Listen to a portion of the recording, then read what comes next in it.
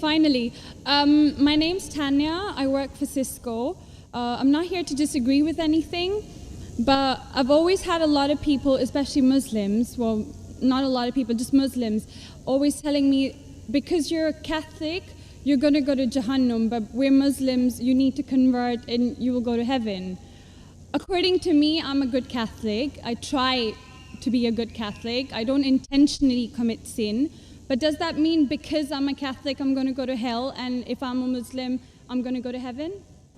Sister asked a question that many of her Muslim friends say, because she's a Catholic, because she's a Christian, she will go to hell. That is it true that because she's a Christian, you will go to hell? Sister, according to me, if you're a true Christian, if you truly follow the teachings of Jesus Christ, peace be upon him, inshallah you shall go to Jannah. Okay. But if you truly follow the teachings of Jesus Christ, peace be upon him. Jesus Christ, peace be upon him, said, seek ye the truth and the truth shall free you. Correct? Now, what you are following, I don't know. Are you following your church or are you following Jesus Christ, peace be upon him? If you are following your church, the chances of going to Jannah is very high. If you are following Jesus Christ, peace be upon him, inshallah, you shall go to Jannah. Now, if you read the Bible, there are sayings of Jesus Christ, peace be upon him. I don't know how much you are well versed with the Bible. Now, all the sayings of Jesus Christ, peace be upon him, are in red letter. Are in red letter. Yeah. Sister, do you believe Jesus to be God? Well, I'm a bit confused about that, so I'm not going to get into that. No, I'm asking yes or no. Well, confused God. No, it's not confusion, but I don't want to answer something I don't know. And it's not funny. I'm not saying you know or not. Sister, I'm not saying you know or not. What do you believe I'm asking? No, I do believe he's God. Yes, yes, that's it. I'm not saying what you know. You may not be able to prove it. Yeah, fine. I do. Sister, I'll tell you one thing. Islam is the only non-Christian faith which makes it an article of faith to believe in Jesus Christ, peace be upon him. No Muslim is a Muslim if he does not believe in Jesus Christ, peace be upon him. We believe that he was one of the mightiest messengers of God. We believe that he was born miraculously without any intervention. We believe that he was the Messiah, translated Christ. Yes. We believe that he gave life to the dead with God's permission. We believe that he healed those born blind lepers with God's permission. The Christians and the Muslims, they are going together. But one may ask, where is the parting of ways? The parting of ways is, sister, that most of the Christians, almost all, they believe that Jesus Christ, peace be upon him, is Almighty God. They believe he claimed divinity. In fact, if you read the Bible, there is not a single unequivocal statement.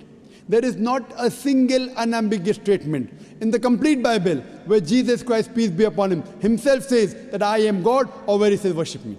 Sister, if you can point out a single unequivocal statement, a single unambiguous statement, anywhere from the Bible in which Jesus Christ, peace be upon him, himself says that I am God, or where he says worship me, I am ready to accept Christianity today.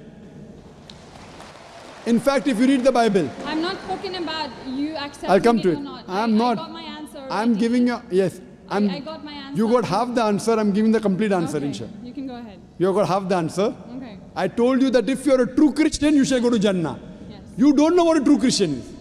I'm giving you information about true Christian is.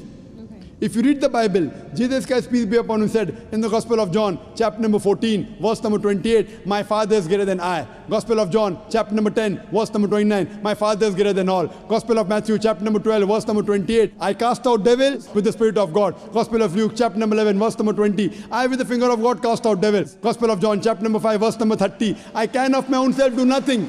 As I hear, I judge, and my judgment is just. For I seek not my will, but the will of my Father. Anyone who says, I seek not my will, but the will of Almighty God is a Muslim. So Jesus Christ, peace be upon him, submitted his will to God. He was a Muslim. He never said he was God.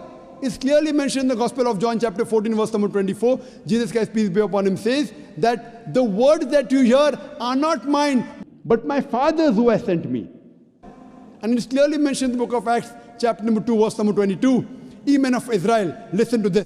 Jesus of Nazareth, a man approved of God amongst you by wonders and miracles and signs, which God did by him, and you are witness to it.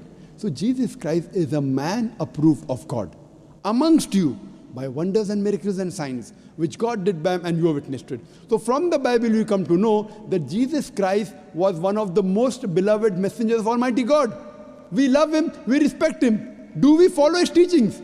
if you compare what Jesus Christ, peace be upon him, said in the Bible, I told that yesterday, that we Muslims, we follow more of the teachings of Jesus Christ, peace be upon him. Jesus Christ, according to the Gospel of Luke, he was circumcised on the 8th day. We Muslims are circumcised, most of the Christians aren't. Jesus Christ, peace be upon him, said, you have to follow each and every law. Gospel of Matthew chapter 5, verse number 17. Everything of the Old Testament, you can't break one law or dot or a tittle. As I mentioned in my speech, it's mentioned in the book of Deuteronomy chapter 14, verse number 8, in the book of Isaiah chapter 65, verse 2 to 5, and the book of Leviticus chapter number 11, verse number 7 to 8, that you should not have pork.